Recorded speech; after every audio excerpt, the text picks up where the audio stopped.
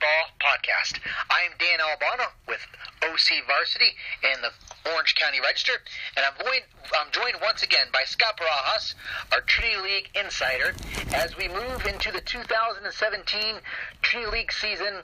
The non-league games are over, Scotty. We are going straight to league right now for Friday, October 6th. The season is finally here for the Trinity League teams. How are you doing this evening, Scotty? And are you as excited as I am to finally see these teams that we've been previewing all year, finally see them hook up? Yes, I am, Dan. It's been crazy last couple of weeks, making that trip up to San Francisco, watching that game with the Monarchs, and then kind of having a week off and watching some other football, and just looking back to get some Trinity League games going on. I'm with you. It's going to be the Trinity League has always had some great openers. That first week, teams coming off the bye, the games are particularly intense, very close, and the week one is might be some of the best games of the whole entire season. So we're definitely looking forward to that. Just to set the table for our podcast show, and we welcome back all the Trinity League football and the Orange County football fans, and even beyond, all the high school football fans that are checking out our Trinity League podcast. We really appreciate it. We're going to start off the show by talking about our mid-season grades for the non-league portion of the season. So these are going to be some grades based on the non-league season. We're also going to have our non-league awards, mid-season awards on some of the categories of Offensive Player of the Year, Defensive Player of the Year, plus some runner-ups and honorable mention type players. And then, of course, we're going to get right into those previews for this week's Friday's games on October 6th. There's some really good games. Servite taking on JSerra, Mater Dei-Santa Margarita, and then Orange Lutheran, St. John Bosco. Three great games. The Trinity League has done outstanding in the non-league season. They got 28 victories and only 2 losses is, I believe, the number. Very high percentage. Got 4 undefeated teams and 2 4-1 teams. So, Scotty, let's start out our show with our non-league team grades, how teams did in those first 5 non-league games. Let's start out with JSerra. Where do you have the Lions, who come in at 5-0? How did you evaluate their first portion of the season? They're going to come into this week ranked number 10 in the CIF Southern section in Division 1. I gave JSerra a B+ on offense and a B- on defense. On the scoreboard, it looked like their offense had, in the last couple of weeks has regressed a bit, while the defense has come alive. But when you look at it a little bit closely, it's been more about team discipline, as the Lions have committed 25 penalties in their last 2 games. Right. And 19, I think, was in the last game. And then 5 of those resulted in taking points off the scoreboard. Offensively, Robinson's been the catalyst for them. He's thrown 12 touchdowns, 3 picks, 1,400 yards, but he's only connecting on 57%. Running back Algie Fisher, he started the season out on fire, and I think this last week 2 weeks ago, he was held under 100 yards for this final preseason game. And then you may have more information on this part, but they may have lost wide receiver Mudal McLean to a leg injury, who didn't play against LaSalle, and that's huge going into the league without 2 good solid receivers, because that means teams can double team Luckett if need be. But they did get some big plays towards the end from Abdul Malik McLean on offense. Yeah. And then that defense, which kind of has been a sieve for the past first 3 games, has tightened up. They've only given up 1 touchdown on and then both TDs have come in the fourth quarter of their last 2 games. So they're going to need that same defensive play for league. But, if the defense goes, so goes those wins in the W column. So, that's what JSerra has been like these last 5 games. Yeah, I think biggest thing that you hit on was the penalties. I covered 2 JSerra, 2 of their 5 games. I saw them against Corona Del Mar, saw the LaSalle game, and I think they definitely are going to have to tighten up those penalties, because they can't have those kind of penalties and expect to win in the Trinity League. It's going to cost them against a quality opponent that they'll see in league. So it's pretty alarming.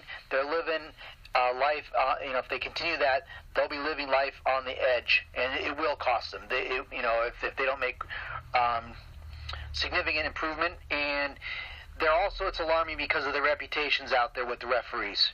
Now they're going to get a higher quality referee crew, and I'm sure some JSerra fans perhaps aren't too thrilled with the officials, which often happens. High schools, there's people going to complain about the high school officials, but JSerra's got a lot of work to do. And as far as Munar, he's a question mark. I think it was wise move that they didn't play him against Los Al, but it probably shows that even going into a bye week he was pretty banged up. So he was on crutches. So we'll have to see. But I think your points are well taken. Let's go to Mater Dei, also 5-0. Number one team in Orange County, number one team in Max Preps in their excellent 25 rankings. Actually ranked second in their national poll, and number one in the state. Of course, they're number one in the CIF Southern Section Division 1 this week. What do you have? It's hard to think the Mater Dei doesn't have A's across the board when the numbers have been outstanding. Averaging 44 points and allowing only 11. And against, obviously we know it's a quality schedule with two national teams in there. They've gotten A's across the board. I don't think there's been a game where I think maybe the first game, Amat, was where I think they struggled the most. I didn't give them an A grade on that game, but they've been steady, balanced on offense all year, and they've done it with without much flair like they did last season. Last season at this time, JT had 28 touchdowns, one pick, about 1,900 yards passing, and he's this year he has 16 touchdowns, and he has about 1,200 yards, so it's a little bit less than what he had. But he's still putting up solid numbers, and that balance and with multiple formations is going to create more challenge than just having to stop a passing game, which is what they had last year.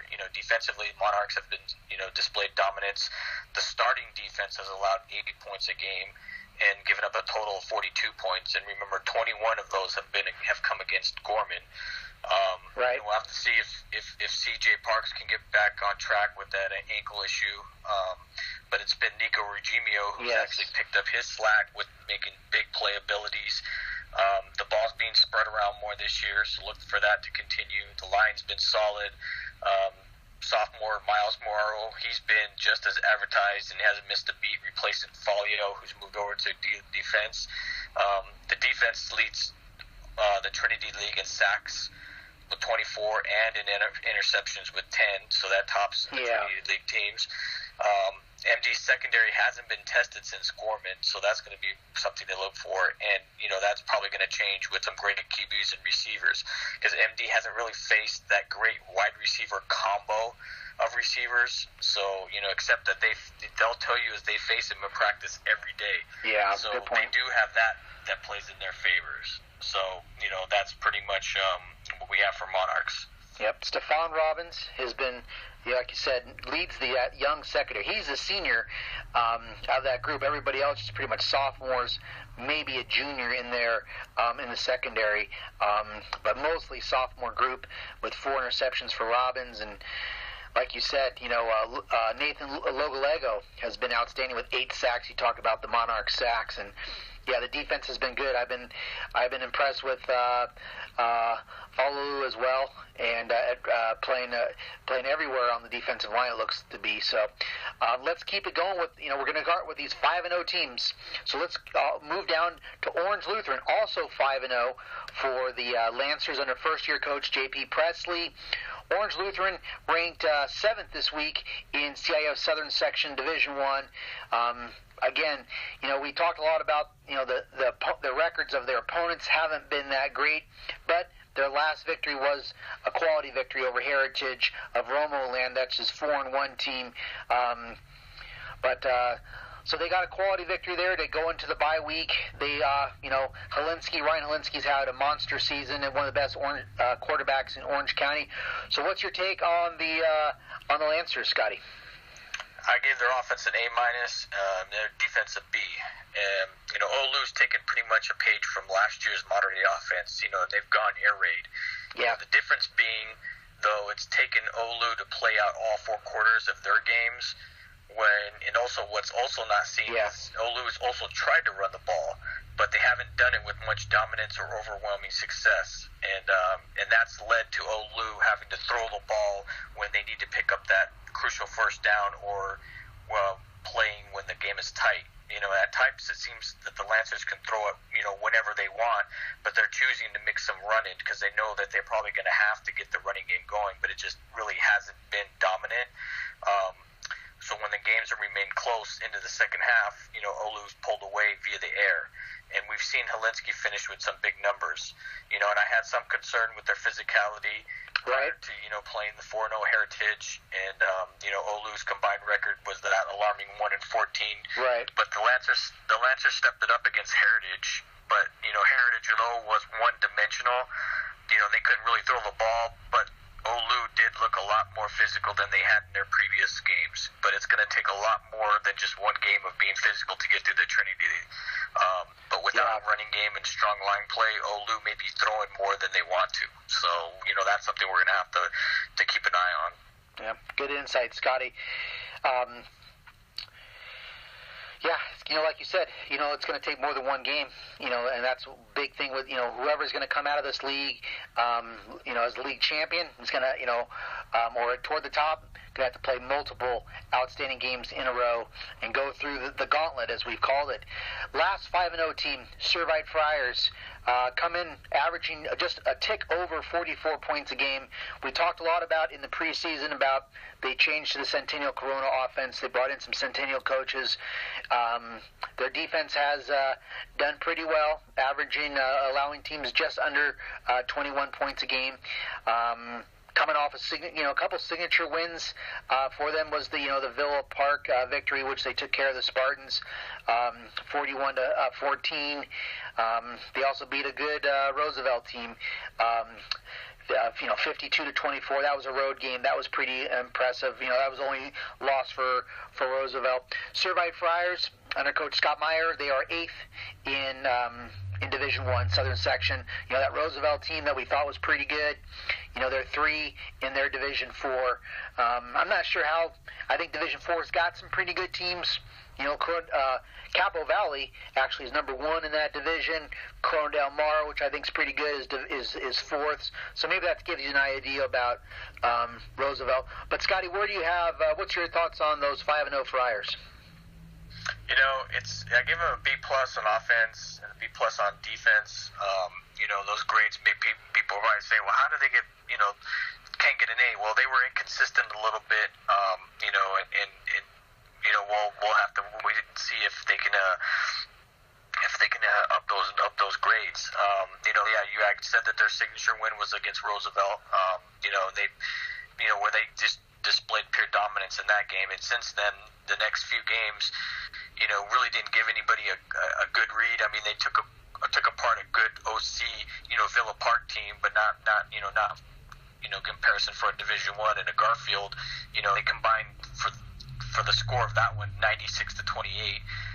But the one thing that's been consistent is Servite's physical nature in every game, and the balance offense with the read option offense, which is done well. Right. They're going to have to get more consistent passing with McMahon and Bell. I don't know if they can run the ball with the same success that they have been in Trinity League. McMahon's a few yards shy of being their leading rusher, but Daniel Hernandez is actually, their leading rusher and leader in carries, but his yards per average is a little bit lower. And then talk about balance. I mean, Servite has 1,166 yards passing and 1,050 yards, 7 yards rushing. So, they're doing it at a balance, steady rate. Defensively, Servite's done better than expected. They are getting it done up front, and that's what we had concerns about with their front, defensive line, and their linebacker core is probably as strong as any, in the league. They're all active and they're all around the ball. combined with that secondary, which is the second in league with 9 interceptions. Servite's got something going. I mean, this is the time where I think in the past where Servite's kind of come into Trinity League with expecting to be that third team, and they've kind of been on the other side of that. So we'll have to see if they keep up this dominating fashion. Yep. Got to throw out a shout out to Julius Irvin. We were talking about interceptions before. He's also got 4 interceptions. Got to be probably toward the top of the Trinity League as far as interceptions. And you mentioned those linebackers have been excellent. Guys like Joe Christensen, Spencer Lytle,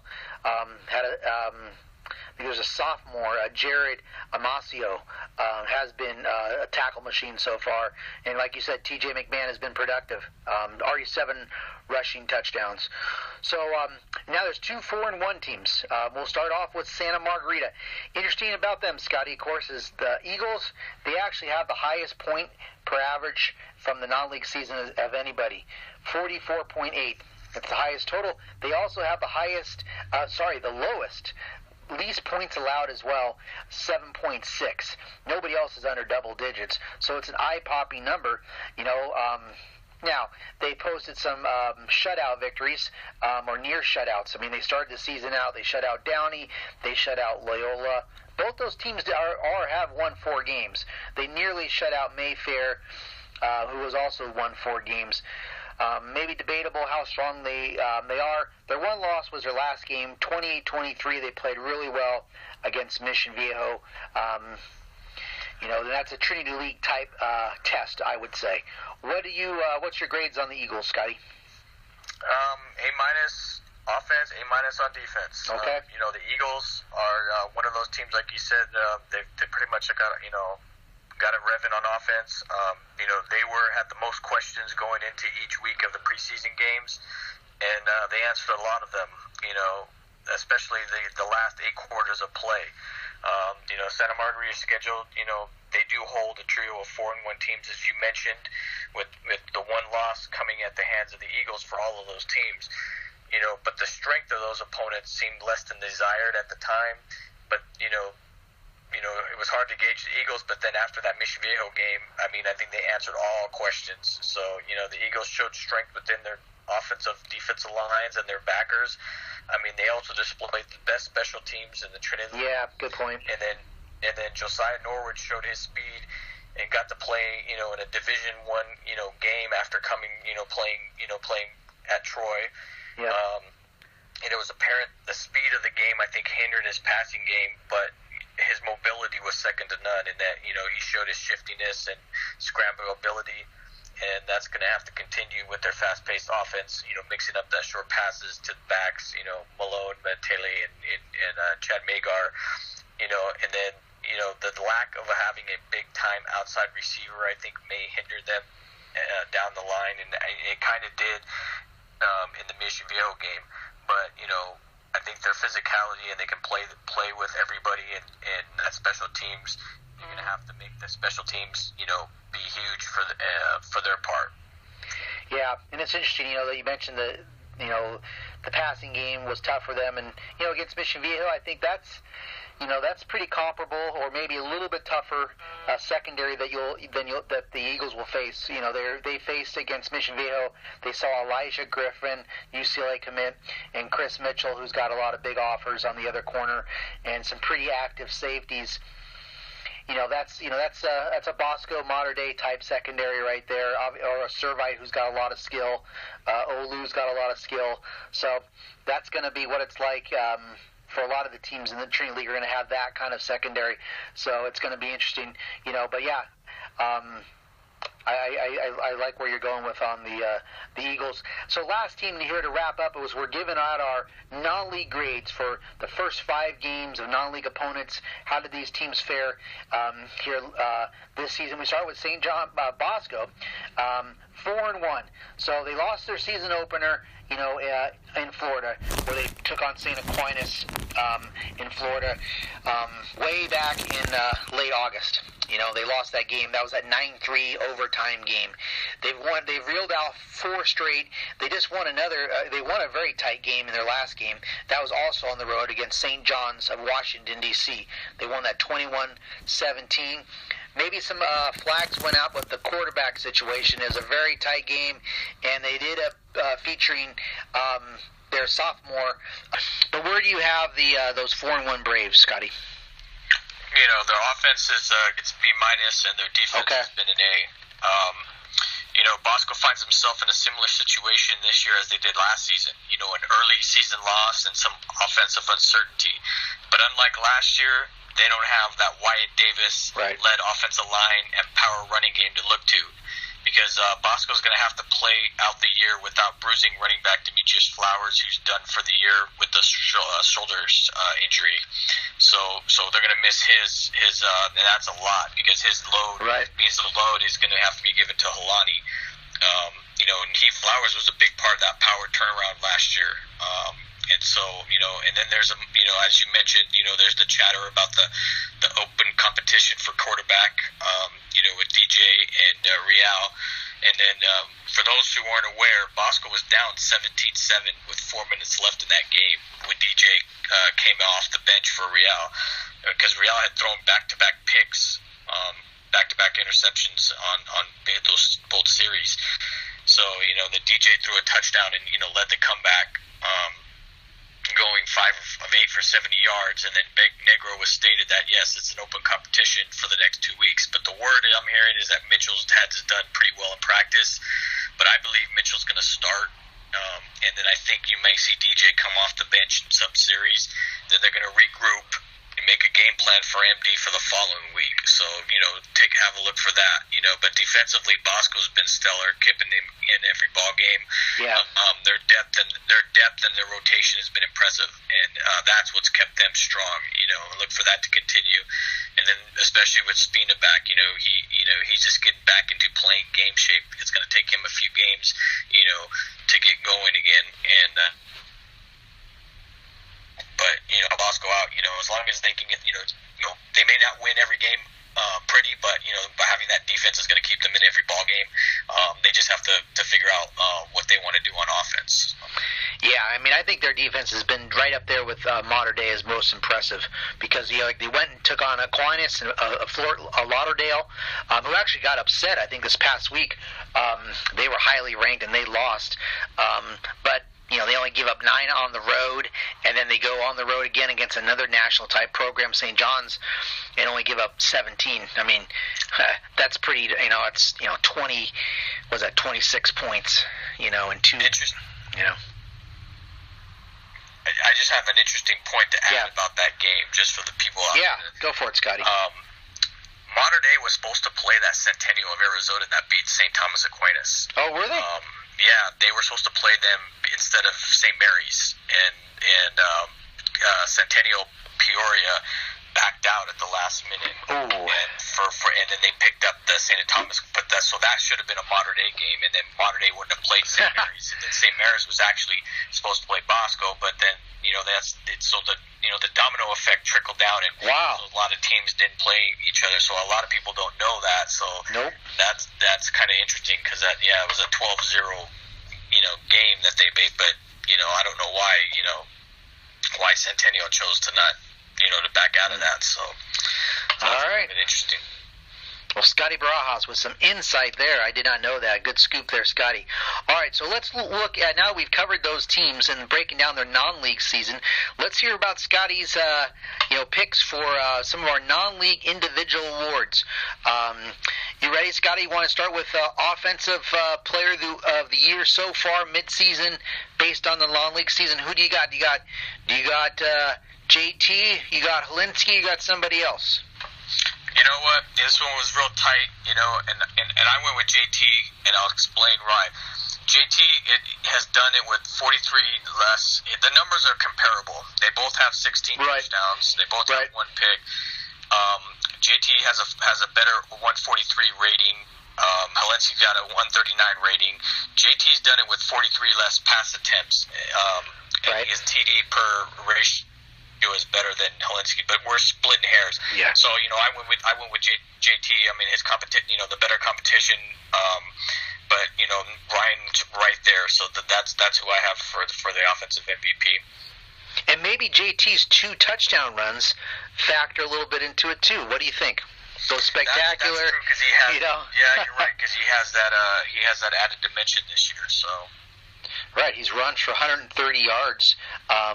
Some of the spectacular runs. But hey, who else did you all? Is there any other guys that you obviously considered? Ryan Helinski, who's only a junior, recently picked up a Washington State offer, where his brother also plays. Quarterback, but he doesn't have the ground attack that he hasn't run. But anybody else you considered for that top award of Offensive Player of the Year so far? I just had them two in the running. All right. Well, let's switch to the Defensive Player of the Year so far. We talked in our last show a couple weeks ago how high we were on Mace Funa. But as we've done some of these midseason awards, that's the fine modern-day junior linebacker. It's been very disruptive, very explosive, but we threw out Nick Logalego with 8 sacks for modern day. Julius Irvin has had 4 interceptions for Servite, and some of them have been pretty big. I think he had 3 of them in one game. But what do you have? Bosco's been playing some great defense. Who did you give your award to, Scotty? I had to co-it with Mace and Nate Logaleo. Okay. Funa's got 20 tackles. He leads everybody with 10 tackles for loss, 4.5 sacks, an intercept, and 3 batted balls. And Logaleo has 21 tackles, 11 for loss, and 8 sacks. So those top the whole Trinity League, and those guys have been disruptive. So my honorable mention guys would be Abdul Malik McLean with 22 tackles, 7 for loss. He has 8 sacks. Cole Aubrey, 20 tackles, 5 for loss. He's got 6 sacks. Joe Christensen with 34 tackles, 5 for loss, 4 sacks. So those are my guys for honorable mention for defensive MVP. I got to talk to Abdul Malik McLean after the JSerra game. He's a real impressive and nice kid, and he was hoping to get. I think he had 2 or 3 sacks against Losal, and he just really dominated him. He had a safety as well. He put him at wide receiver. He just runs so well. We've talked about his speed, and he had an 80-yard touchdown run on a quick out, receiver screen, a play that they ran real early on the first 3rd down. They threw it to him and let him do what he can do, and he's a big dude who's coming fast at people, and nobody wanted to tackle him, and I can understand why. But he was telling me he wanted to be at 10 sacks going into the Trinity League. So I think he's got his sights on a big number for sacks. So we're going to see where he goes. But he's definitely named to remember, and I like a lot of those honorable mention guys you mentioned. Scotty, what other awards do you have? Next would be MVP for running back. I went with Chad Magar. He's got 676 yards. He's averaging 9 yards a pop, 9 touchdowns. He's also caught 18 balls for 181 yards and 2 touchdowns. My honorable mention is Algie Fisher. He's got 636. His average is a little bit lower at 6'8". He's got 7 touchdowns, but I think Magar's done it all, and his versatility is really what has set him apart from everybody else. You want me to keep going? Yeah, I like what you said about Chad Magyar, senior. He's been consistent. That's what I think I like about him. I mean, he ran for 112 yards against Mission Viejo on 19 carries. They've kept a pretty good job of keeping his carries pretty consistent as well. But I mean, the guy's averaging 9 yards a carry, and he's a good receiver as well. So I think you're spot on with him. But how about defensive backs? I think you have a defensive back award, right? We're kind of jumping the board. Okay. You go in your order then, Scotty. What do you have next? I now went with for receiver. I went with Kyle Ford. Okay. He's got 36 receptions for 620 yards. He's averaging 17 a catch and 6 touchdowns. And then for honorable mention, I got Nico Regino, 24. He's got 7 touchdowns. Logan Loya, He's got 6 touchdowns. DeLon hurt. He's got 28 receptions for almost 500 yards, 6 touchdowns. Tarek Luckett, 27 receptions, 4 touchdowns. So all those guys are all, they're all bunched up. They're all in there, and that's what makes this league so much fun because all those guys are great to watch. That's a great group of guys. Some of those guys are even former teammates.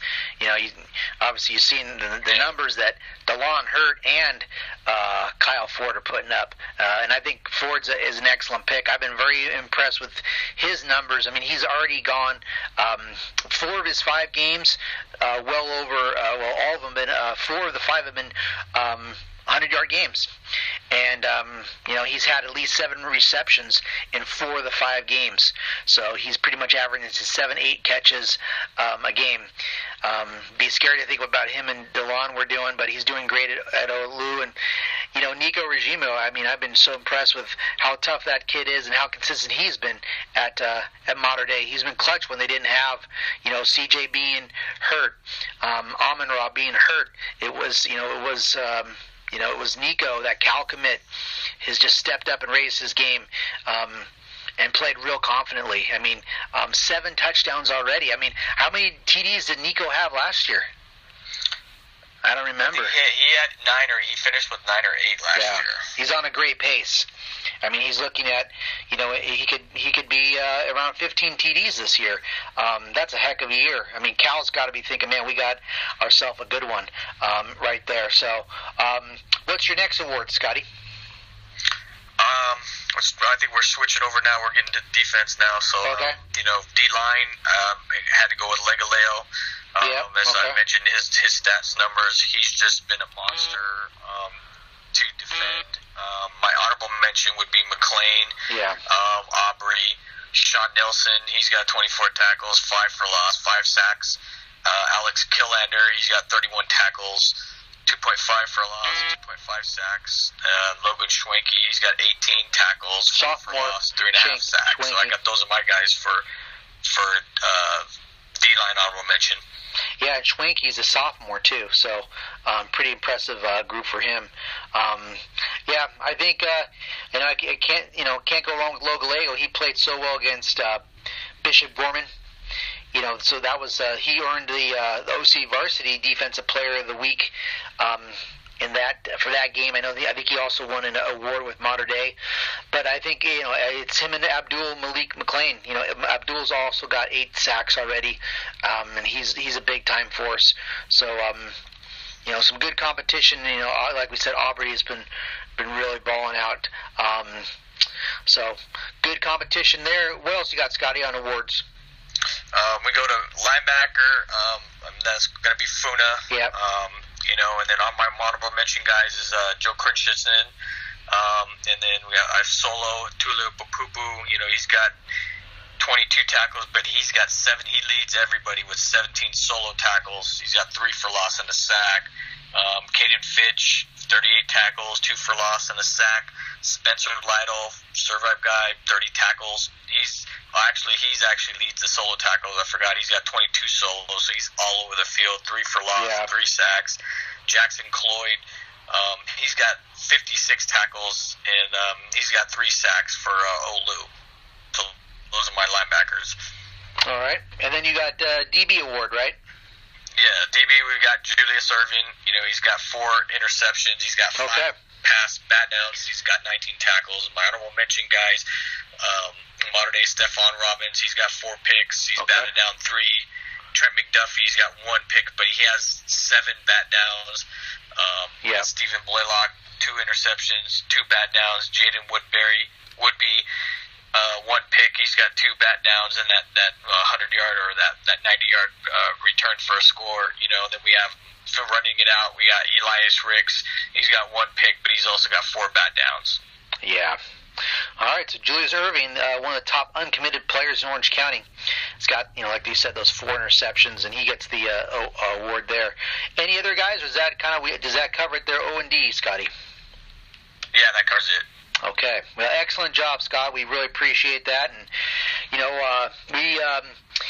Really appreciate all the Trinity League football fans here joining us here on our kind of our mid-season show here. We just did our mid-season awards, and we also talked about our mid-season grades based on the non-league season. But now it's time to get to the main event. We're talking our games of the week for the opening week of the Trinity League football season here, coming up on October 6th, all 3 Friday games. Let's start at the game. I'm going to be covering this for the Register. Servite playing host to JSerra at Cerritos College. It's a Friday game, 7 o'clock. All the Trinity League games are set for 7 o'clock, I believe. That Olu Bosco game could be moved back to 7:30 for TV, but as of right now, I'm seeing it as a 7 o'clock. So here we go. Servite, JSerra, both 5-0, as we said. Scotty, what's your thoughts on this game? Who's your winner? You know, this one's probably could be the closest contest of the league games, you know, but this also could be the ugliest game, you know, because at one, as these two teams are probably the two most penalized teams in the Trinity League. So, you know, Servite made strides to clean their game up, but then JSerra kind of got sloppy, you know, these last 2 games. So hopefully, you know, they get a good crew and they let them play. I know we were talking about that in the officials before. You know, Servite's been exceptional on defense, and they provided steady offensive balance. Now, these two teams are accustomed to playing shootouts, you know, but something tells me it's going to be JSerra, but I'm leaning towards Servite, you know, because I like their defense a little bit better, and so I'm gonna go with Servite in a 31-27 game. It's going to come down a little bit, huh? Down a little bit. I'm also picking the Friars. You know, I think, like you said, we said earlier, Munar McLean, his health is going to be critical in this game. We'll see where if he shows up the fine junior wide receiver. But I just think there's a little bit more diversity going on. You know, as far as offense and defense, the physicality, a little cleaner football. You know, I think it's going to be an interesting game. You know, obviously, I think Servite's going to have to contend a lot with Matt Robinson. So I think they have that secondary, that active, all those guys back there from the Titus Tollers and the McDuffies, the Irvins. I mean, they're going to be, you know, if Servite can maybe force, you know, they're going to have to stop Fisher from going crazy. You know, that's going to be one. Then they're going to have to deal with Robinson and see if they can get some stops and try to slow down this JSerra offense. But we'll see how busy that secondary is with Munar McLean.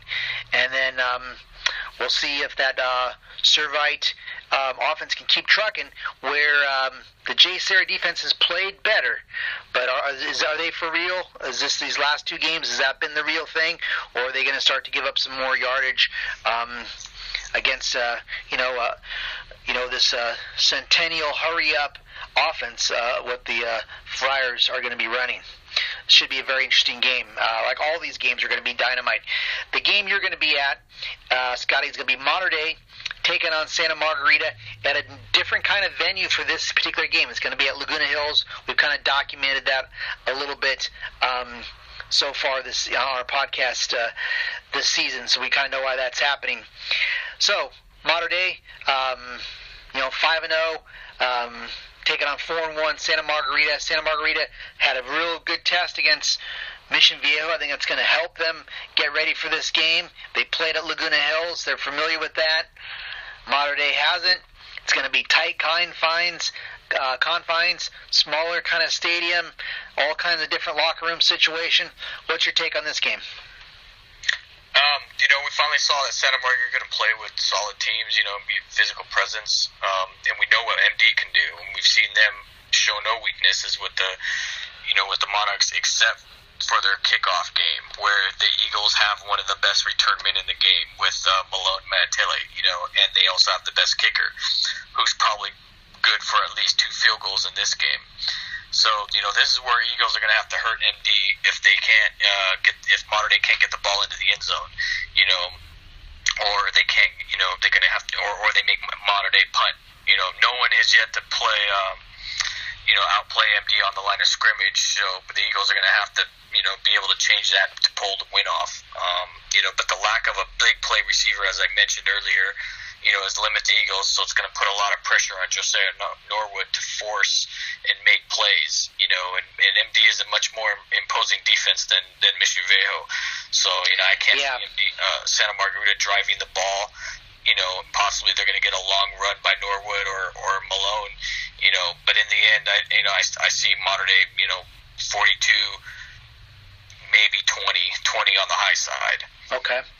Yeah, I also got Mater Dei winning, I think, pretty handily. Last year, interesting game. I mean, that was Rich Fisher, the second-year coach now for Santa Margarita. That was his first Trinity League game. Mater Dei won that game 62-14. So that's where that game was last year. Kind of interesting sometimes to go back and look at that. But I think the Santa Margarita we're seeing now here in year 2 of Rich Fisher, I think, as my colleague Steve Fryer said, we kind of think this is more like what we're going to see from Santa Margarita. Speaking of that 2016, we didn't mention it in our previous game, but I had it down here in my notes. Servite last year opened the Trinity League. It's all the same openers. Last year they took down JSerra in the opener 38-14. So it was a little bit more. Yeah. So that was 2016. And it was Servite. Actually, it wasn't the opener. It was the second game that last year down at Saddleback College, and it was Servite 38-14 over JSerra. So so that was a bounce back win for Servite last year. So let's go back to our last game of the night here on opening night of the Trinity League. It's going to be Friday night again, October 6th. Orange Lutheran playing host to St. John Bosco at Orange Coast College on Friday night. I believe this game is going to have some kind of Fox Sports West type coverage. I believe the Servite JSerra game also could be on one of the webcast games from Fox. Their prime or their webcast games they stream. But this is, here you go. For Orange Lutheran, they're going to bring all that firepower. Ryan Helinski, all those receivers. Nobody's been really stopping them, and they're going to put that pressure on St. John Bosco. Now, how's Orange Lutheran going to defend? That will probably be the biggest question. How's Real Mitchell playing? What's St. John Bosco doing for a run game? Does that even things out a little bit? Where the running back, we mentioned the Bosco running backs out. Questions there. Still a lot of speed. How do you see this game, Scotty? You know what, Dan? This one, it's going to be Olu's litmus test. The question is, on Bosco's side is, can they solve their QB and offensive issues? I think they'll be able to move the ball. Bosco has struggled offensively against 2 national-ranked opponents, and they struggled against Chaminade, but they were able to move the ball. Chaminade's got a much more defensive presence than Olu does. And Olu hasn't seen a defense remotely close to Bosco. So it's going to be tough adjustment for Orange Lutheran to make. Bosco's making, is great at taking away the opponent's go-to guy. So, it's going to have, Helinski's going to have to make plays quick to avoid the rush. Olu's lack of run game is going to hurt them. I can't see them even running on Bosco, but if Bosco can't resolve their offense, Olu could make things interesting. But I see Bosco winning this one, 38-21, and 21 again is going to be on the high side. So. Okay. Well, I'm going to pick also Bosco to somehow find a way, but I think it's going to be a pretty close game. I think it could be 7 points or less, 7 to 10 points. I think Olu's going to show that they are for real, and they're going to really put a scare into the Bosco Braves, who I don't think are quite right. Last year, in Week 10 is when these teams hooked up, and St. John Bosco won 47-28. That was at Cerritos College late in the year. Next week, Olu lost in the first round of the playoffs. We also know where the Braves went to, Division I champs. But I'm picking Bosco, but I think it's going to be a very close game. Steve Fryer, I believe, from the Register, is going to be covering that game. But I think that's going to be surprise. I think it's going to surprise a lot of people how that close that game is. Yeah, I part of me for seeing, their Olu's offense is what's going to keep them in.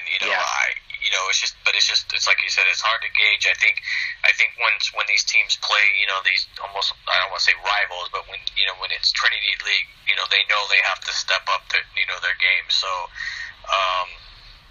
it's just going to be interesting to see, like I said, that matchups on defense, because Olu has Bosco has that pretty good solid secondary, but yep. Without are they going to be are they going to sit back and throw, or is Olu going to have to it's almost going to be interesting if Bosco uses that modern day defense that they did against JT, where they drop 8 and they force you to run. That's what's going to be interesting on that. Or did they send the guy? Did they send the blitz after Helinski, so they could just send the house, or they can peel back? It's going to be a good, interesting. But yeah, it's I can't wait. I wait.